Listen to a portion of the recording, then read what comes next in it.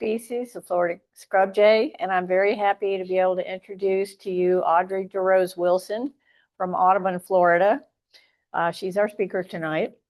She earned a master's degree in fish and wildlife conservation from Virginia Tech and a BS in zoology from Michigan State.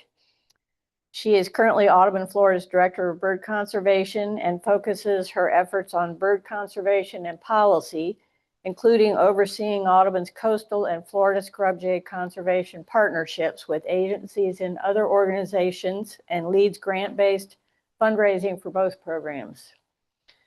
Audrey came to Audubon, Florida after serving as the Florida Fish and Wildlife Conservation Commission's Florida Shorebird Program lead and supervising the regional non-game biologist.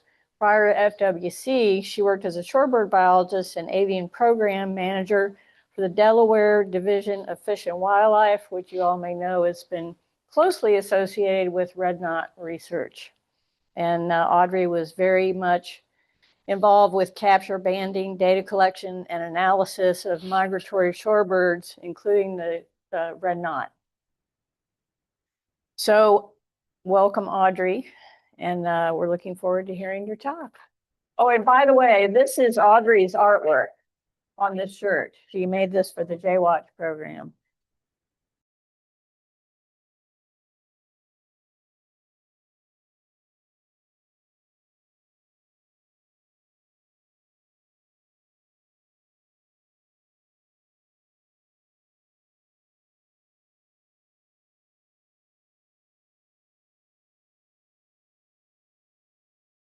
Thank you, Marianne, for that very nice introduction.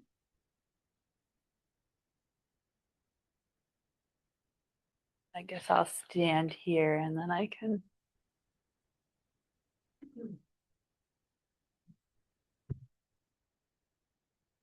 Yeah, all right. Let's see. Yeah, so I can move things along, but also see most of you out there. All right. Well, Marianne stole my thunder a little bit. Only in Florida. Thanks, Marianne. No, I'm so happy to come talk to you about the Florida scrub jay and a little bit about our J-Watch program. And this is, I think, Marianne, one of your favorite parts of your time with Audubon, and it's a really special program and a special bird. So I am pleased to be able to share it with all of you tonight. So a little bit about the Florida scrub jay. There are only endemic species here, are only bird species that is endemic to Florida, which means found only in Florida, no place else. They depend on well-managed scrub habitat, and I'll talk a little bit more about what that actually takes. They are a federally threatened species, and they're very interesting because they are completely non-migratory. In fact, they just don't move very far at all, rarely more than 2 miles away from where they hatched out. Their populations have declined by about 90% since European settlement, and that's due to habitat loss, a lot of it through fire suppression, also habitat conversion. And the populations that remain have become isolated, and because they don't move very far, then they don't have a lot of opportunities to transfer individuals or genes between those isolated populations. So these are some of the things that threaten them now. They are a very interesting bird to spend time with because they're cooperative breeders, which is not a strategy that is very common in birds. I think only about 3% of birds across the world use this strategy. So what that means is there's the 2 breeding adults, but then there are helper birds who stay and help those breeding adults raise future offspring. Often those helpers are older siblings, but they can be an unrelated bird sometimes. So they help defend the territory. They all help feed the young and protect the young. And this graphic here just kind of shows that, what that looks like with older brothers and sisters staying with their parents, and then the younger brothers and sisters. They nest in dense scrub oaks, 2 to 5 eggs that hatch in about 15 to 17 days. And then the nestlings fledge about 18 or so days after that. And then they're dependent on the parents for quite a while they learn how to forage, and they may stay with that family group as a helper then for long after that.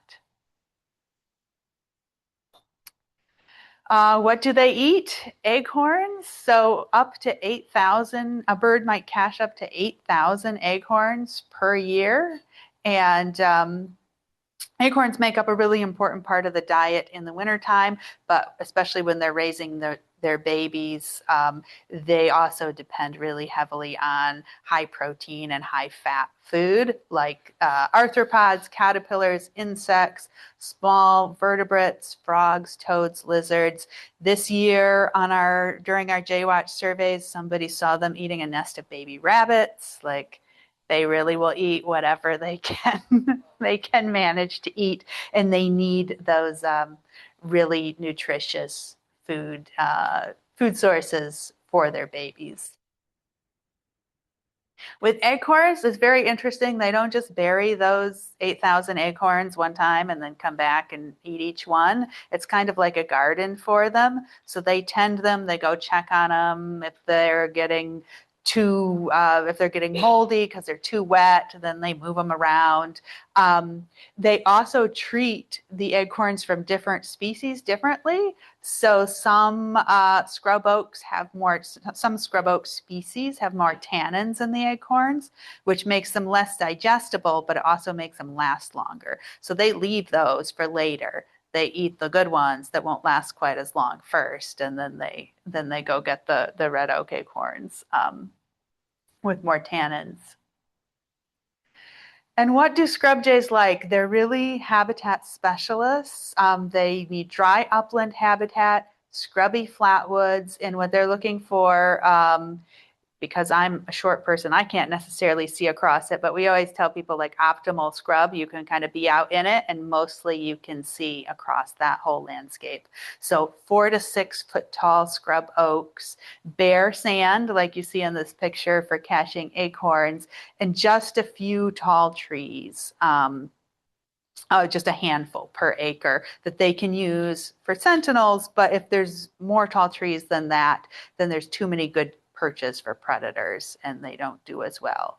And where you find this kind of habitat in Florida, if you look at a map of where scrub jays occurred historically and even where they occur now, you can see it's kind of interesting. There's kind of these ridges along both coasts of the state, just inland. And these are ancient sand dunes from when Florida was more inundated than it is now. And so these sand dunes have become the upland habitat that makes the scrub habitat that scrub jays use. And you can also see the signature of this scrub habitat. I love this photo because like it really shows what it looks like. You can look at some satellite imagery or Google Earth, and you can see this kind of patchy signature, and like that is scrub. Sometimes you can even see it when it's not very well maintained scrub, but it's kind of like you can still see how it has the signature, and you can look back through older imagery and newer imagery and see how these landscape changes have taken place. But this is just a really nice example of what good, well-managed scrub habitat looks like. And you can see all those short scrub oaks, a lot of sand for acorns, and also for them to have opportunities to forage in that sand. And what keeps the habitat like that? Scrub jays are really dependent on fire. It says here a 20-year burn interval is optimal for scrub jays. That is what a lot of scrub habitats need, but it does really vary. Some in coastal scrub, you need a quicker fire return interval, and in different parts of the state, it varies. But the point is that they need regular fire on that landscape to maintain it. And ideally what you have too, because they are such sedentary birds, you don't necessarily want a large fire to come through and eliminate all of the habitat because they have nowhere to go. You want this patchy mosaic of burned and unburned habitat so the birds can shift into a new part of their territory, wait for some regrowth. And it doesn't take long. It's 3 to 4 years, and the scrub jays can inhabit that newly burned site again. And that graph on the bottom is from some research from Archibald Biological Station, who have done a lot of work on scrub jays over the years. And you don't need to pay attention to all the details there, but you just see how like the green is representing the number of scrub jays in a particular area and the little fire symbol. What we do through our Jaywatch program that I'll talk about is we give information to land managers about how the scrub jays are doing. So we tell them if that population is starting to decline, you need fire. You apply fire and then you see the population come back up, and that's how they're managed at these sites. This is an example of what scrub habitat can look at when it does not get fire. So fire suppression results in overgrown scrub, really dense scrub oaks. We have some sites where you just, if you wanted to leave the road and walk through the scrub habitat, forget about it. You would make it about 5 inches into that and you wouldn't be able to keep going. A lot of tall sand pines and hardly any bare sand. And this, in habitat like this, it's just, there will be a lot of raptors, not enough food, not enough places to cache acorns. This is some more research from Archibald Biological Station, and it kind of explains why the birds do so poorly once the scrub habitat becomes overgrown. The only thing you need to look at in this whole figure is just that red box there. And if you look, the top line is fledglings per pair and then yearlings per pair. So if you compare, here is dense tall habitat and then open low habitat. If you look at yearlings per pair and the dense tall habitat and then the open low, you see that there's twice as many yearlings produced in that optimal habitat compared to the overgrown habitat. And why is that?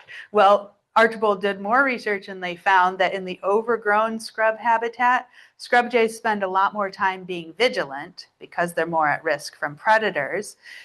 Especially when they have nestlings, they spend more time being vigilant, and that means less time feeding those babies. So the nestlings grow more slowly throughout that whole dependent period.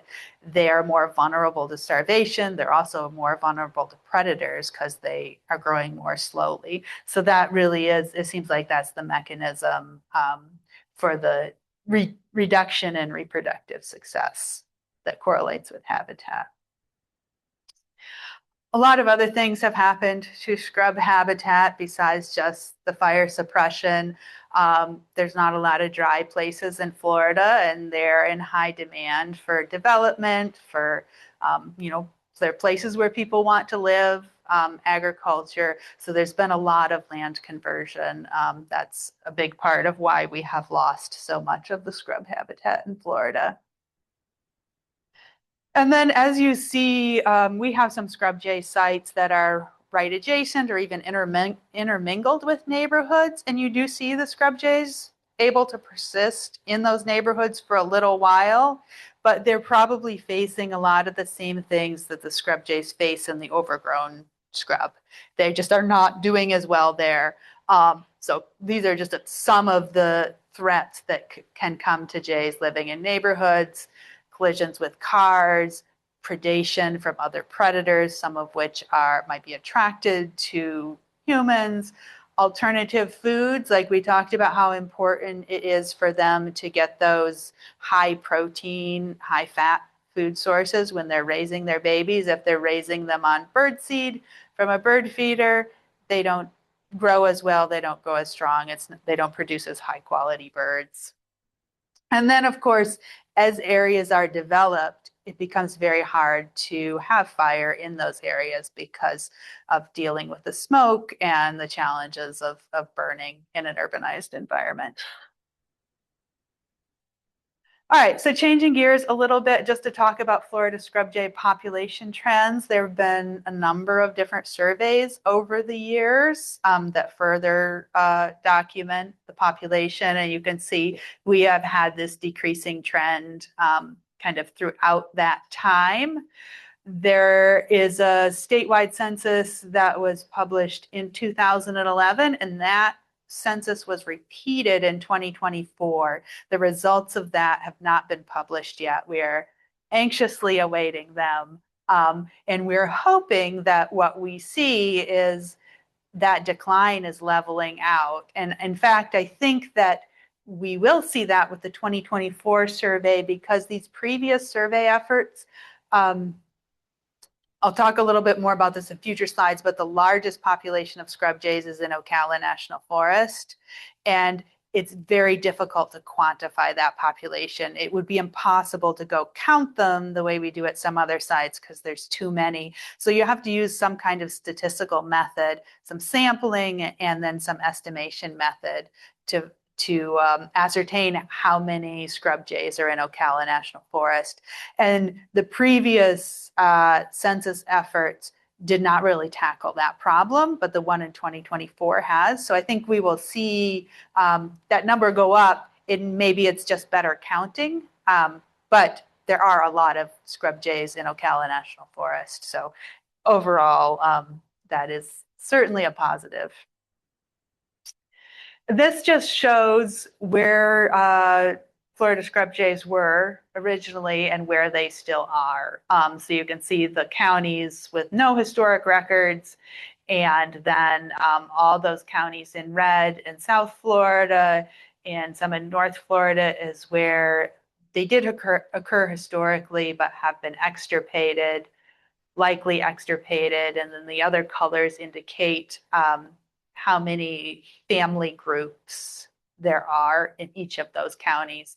So you can see 3 of those counties stand out with 100+ family groups, and those are the big remaining populations. The one in Ocala National Forest, which is by far the largest of any population.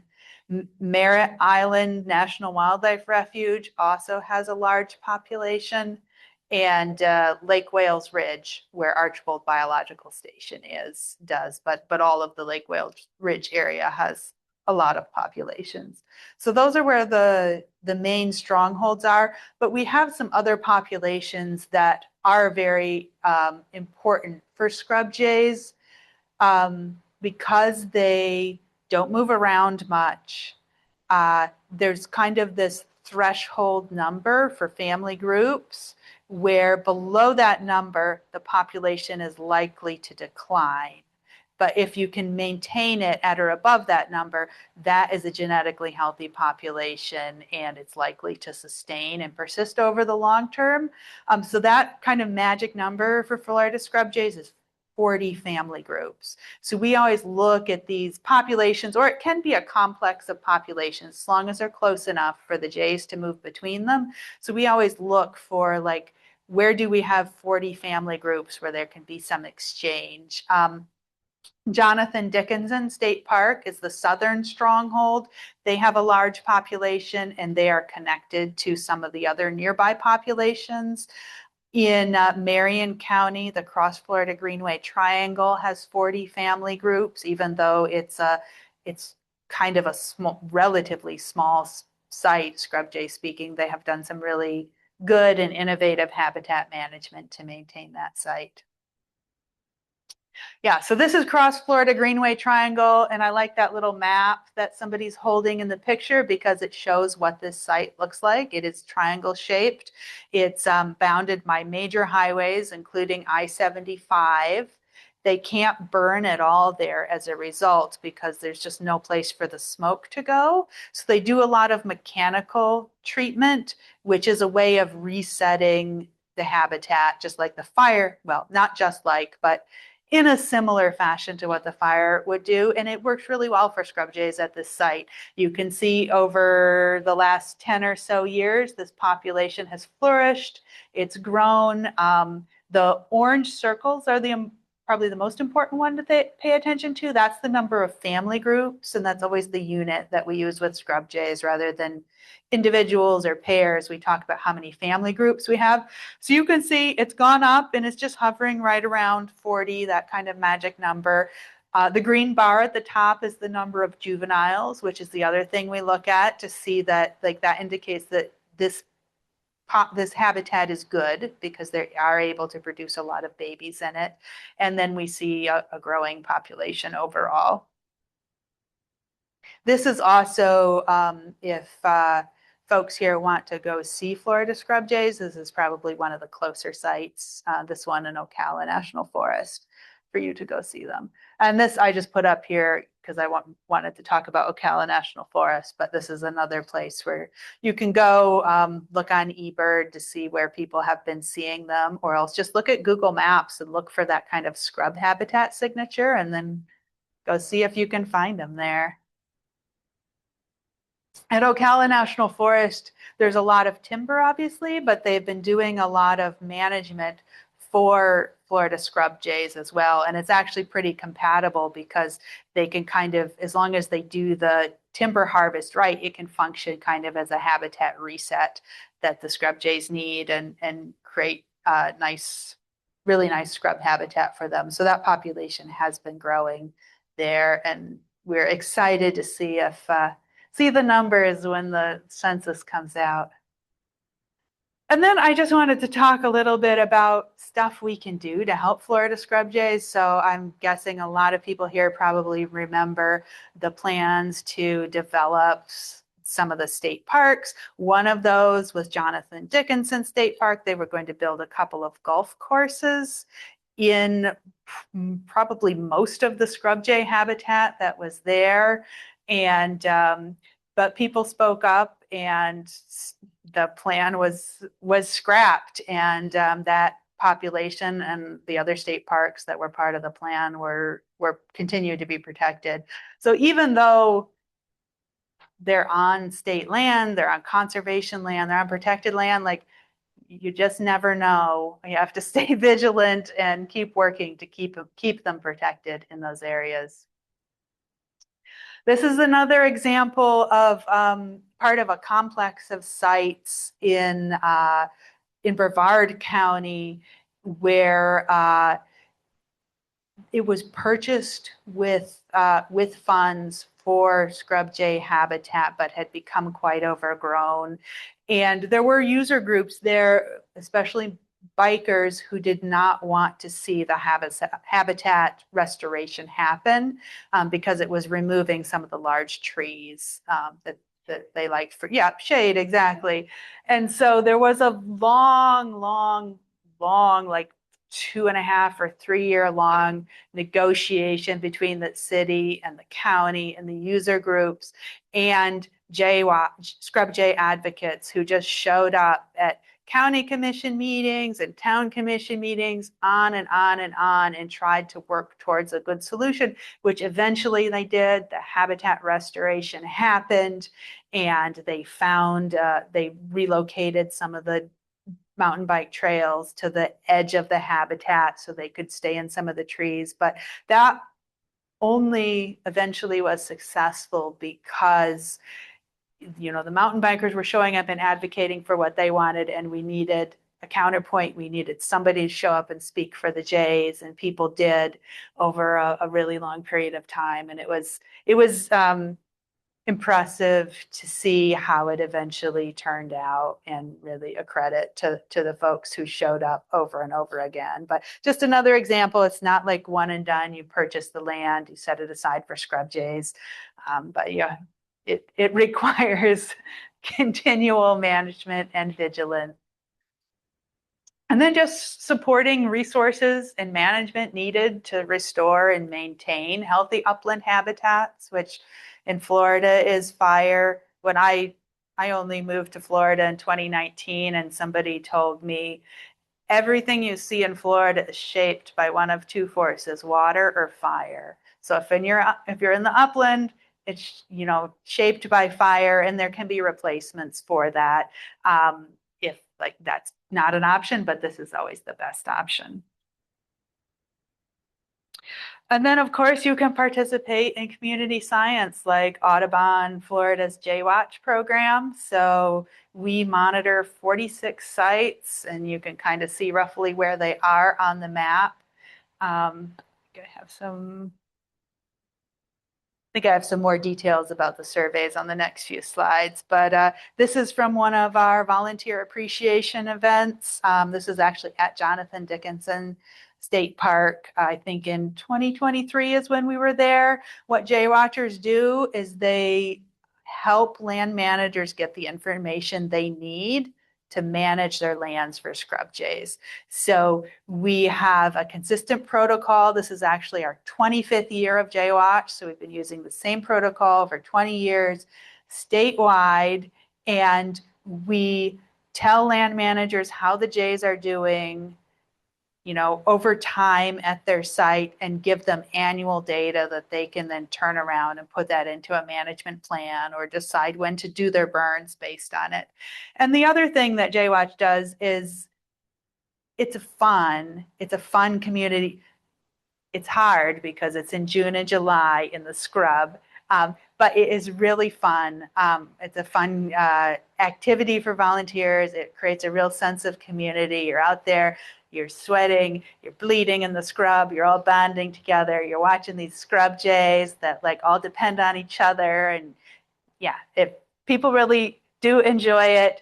And they're invested then, like they've gone out there and spilled their pint of blood in the scrub. And so they will do things like turn up at those county commission meetings and town commission meetings over and over and over again until they see a good outcome for the scrub jays. So that's a big part of what our J-Watch program does. But here's just a little more information about the surveys. They happen from June 15th to July 15th. Each site gets 3 surveys on consecutive days. And because it is so hot this time of year, not good for the people or the birds to be out there at much afternoon. We start early and we try to end early. We actually almost always try to end well before noon. At most of our sites, we're out of there by 10. And at some sites, we even call it at 11 because it just gets too hot for the people and for the birds. And we provide training. We have some online training that's available, but we also do in-person trainings in May each year. So we'll be scheduling those, and they'll be coming up soon. And then here are some of the people that use the J-Watch data. Primarily, our focus is on giving that information back to the land managers so that they can use it to do good things for scrub jays. But we also share our data with researchers, so that it's FWC researchers who are doing the statewide population census. I can't remember the exact numbers, but I think like 10% of the data that they used in that survey came from J-Watch, and our data, because we're collecting it on an annual basis, is really robust. We share it with the U.S. Fish and Wildlife Service because scrub jays are federally threatened. They have a recovery plan. They have 5-year assessments, and we share our data every year with the recovery lead so that it can be incorporated into those plans. Florida Fish and Wildlife Conservation Commission, we also share data with them. And then also if there's projects that are happening at sites where there are scrub jays or adjacent to sites where there are scrub jays, we can share that data with the regulatory agencies. We can share it with the people doing the projects and say, hey, this is a consideration for you. And then this is an example of some reports I've been putting together for our land managers to try to share the data back with them in a more comprehensive way. Yeah, so this is just, I wanted to put a slide up here about how you can get involved. If you want to see our annual reports, read some articles about J-Watch, learn about how you can get involved in J-Watch, sign up for our trainings, or get on our email list so you can learn more about stuff that's upcoming, you can just go to this website here, or you can, if you just type in Audubon Florida Scrub Jays, you will find it. And my contact information is also up there. So if anybody has any questions, feel free to take a picture of that or write it down and reach out to me.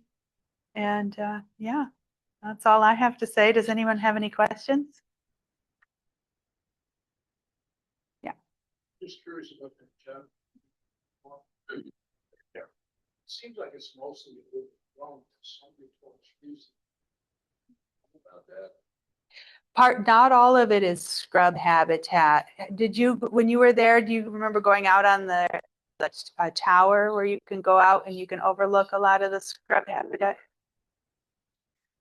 Yeah.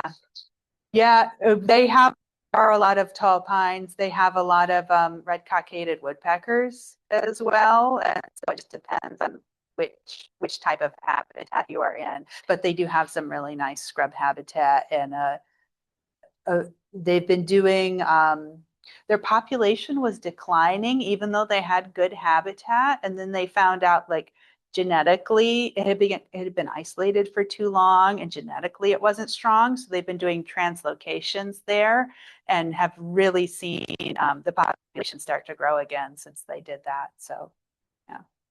Mm-hmm.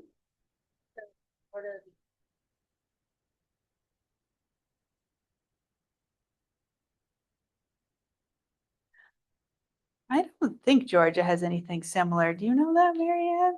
Yeah. Florida's interesting. Like we have a lot of species that occur out west. So there are other scrub jays, like woodhouse scrub jays, several other scrub jay species. They're different than our Florida scrub jay. They're much less sedentary, but they're all out west. And Florida has gopher tortoises, which are also out west, and burrowing owls that are also out west. I think like our geological history is very interesting in that we were at one time more connected to the west, and then like kind of got separated but kept a lot of those species. So you do find scrub in places out west, although it's kind of different from Florida scrub habitat. And I think as you kind of go into the southeast, and probably even like you could see, I had that map up there. In North Florida, there aren't scrub jays. Like it really is just like lower peninsular Florida.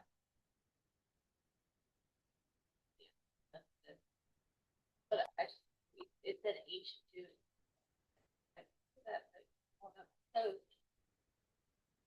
Mm-hmm. Yeah, I think they just don't have the oak scrub in the same way that we do here in Florida.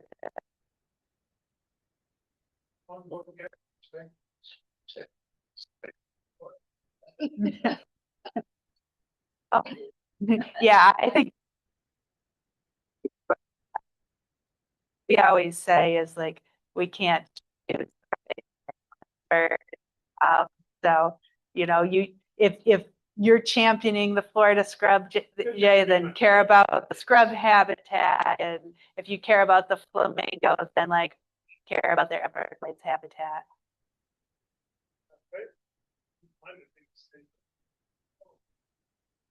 It doesn't really, for like their protection or their conservation status, it doesn't really make a difference for that. Mm-hmm.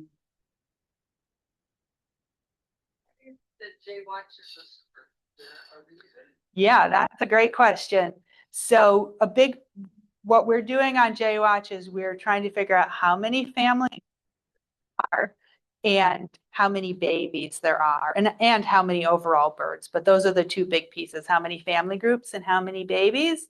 And so if we do the surveys in June and July, the babies have left the nest, so they're out with their families, so we can see them, but they have brown feathers on their head, and they just like overall look gawky, so you can distinguish them from the adult birds. So if we did it at a time of year when it's nicer to be in the scrub, like now, the jays might be on their nest. We wouldn't want to be out there disturbing them then, or we wouldn't be able to distinguish how many young of the year they had.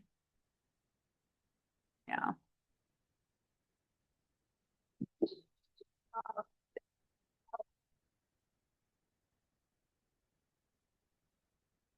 Yeah, so each site just gets surveyed one time per year for our Jaywatch protocol. But what we do is we survey it 3 consecutive days. because it's kind of like we're trying to figure out how many family groups there are and where they are in landscape and where the boundaries are.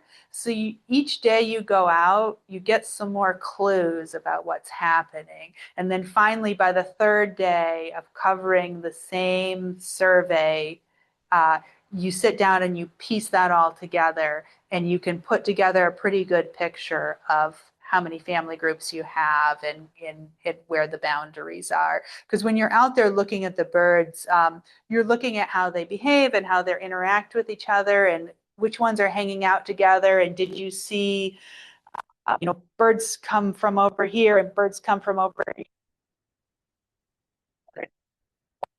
And that would indicate that's maybe a territorial boundary. And then they flew off in different directions. And so you put all of those clues together after your 3-day of surveys, and hopefully you have a picture of what's going on.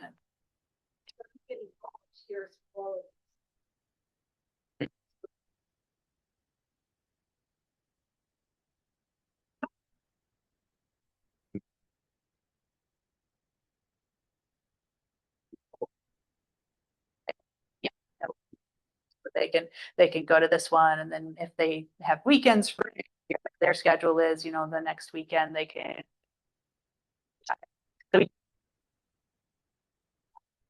People who they're really attached to their one site, they go to their one site, they want to know what's going on there. And then we have other people who are like, I want to experience as many different scrub jay sites as I can, or maybe they have like the whole network of sites in their county that they do.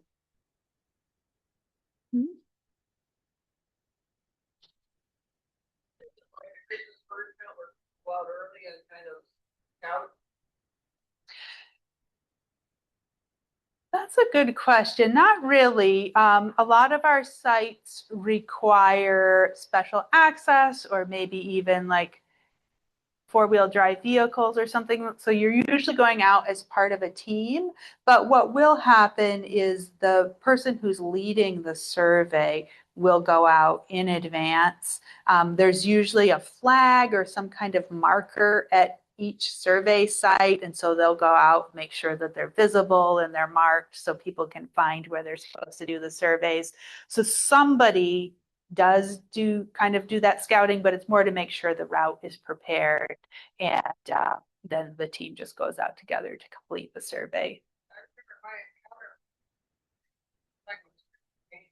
I don't know if it was just used to people coming by and looking at it or what. That's one of the fun things about them is they are very they're very social. Yeah, very social birds. And so they're just like, there's a lot to watch and there's a lot of interactions. And even in Ocala National Forest, where those birds don't see a lot of people and they're probably pretty wary, you go into their territory and they're like, hey, everybody, come over here and look what's going on. Let's see what's this all about. And they call the whole family group in and check you out. But certainly at some sites, a lot of people, they will come right in and check you out. Sure. Tell us about the coordination agencies to achieve the overall goal of population. Yeah, so that's a very good question because Watch is a little bit different if you other community science programs like that. We collect this data and it goes into a long-term data set that's really useful, and it's being used for a lot of important purposes, but it's not like directly impacting the place where you collected the data.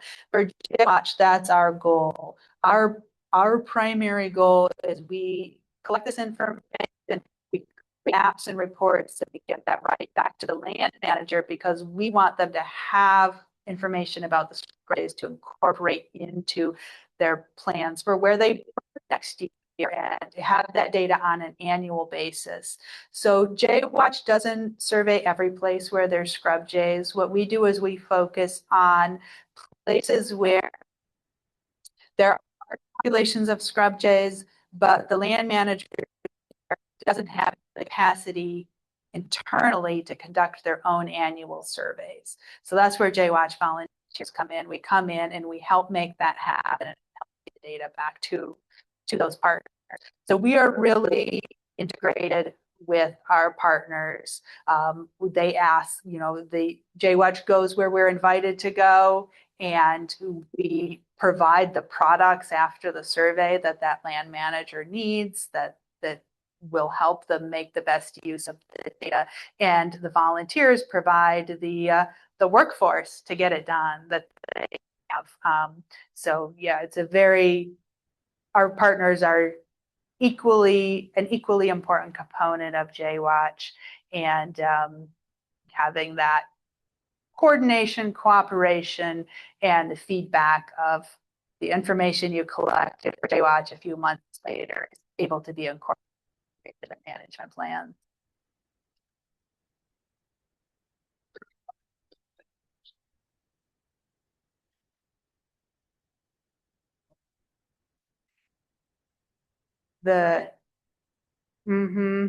Yeah, he did, and I don't know too much is happening at his property now. Not many. We have had one, but that landowner passed away, and it's kind of has not been as actively managed since then. So, and there may be others where JWatch is not involved that I don't know of, but for the most part, we work water management districts, state parks, a lot of counties, towns, local government. Those are often our partners. I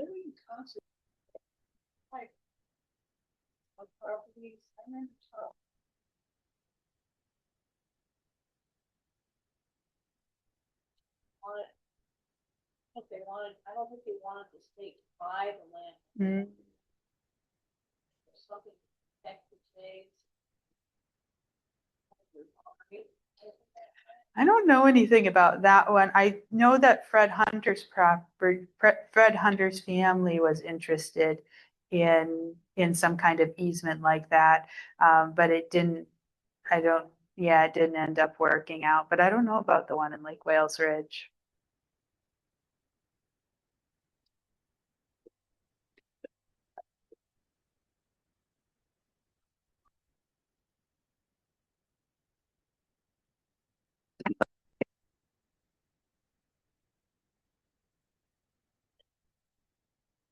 Rescue had was kind of like a genetic, you've probably heard of like a genetic bottleneck. Like it had gotten small enough at some point that it just didn't have enough genetic diversity in the population. So what they wanted were the most genetically diverse birds that they could find. So they translocated birds from Ocala National Forest because that's the biggest. I think that population holds like almost all of the genetic diversity that the species has is in that population. So they translocated birds from Ocala National Forest. And yes, I have heard that when they did that, they were monitoring them closely enough and getting blood samples so they could kind of see the gene flow. They immediately saw a genetic response, even because with a genetic rescue, I guess you don't have to translocate that many birds because you're not trying to grow the population by adding a lot of new birds. You're just trying to add some new genes. And when they did that, they saw the new genes spread quickly in the population. And now they're seeing the numbers go up again.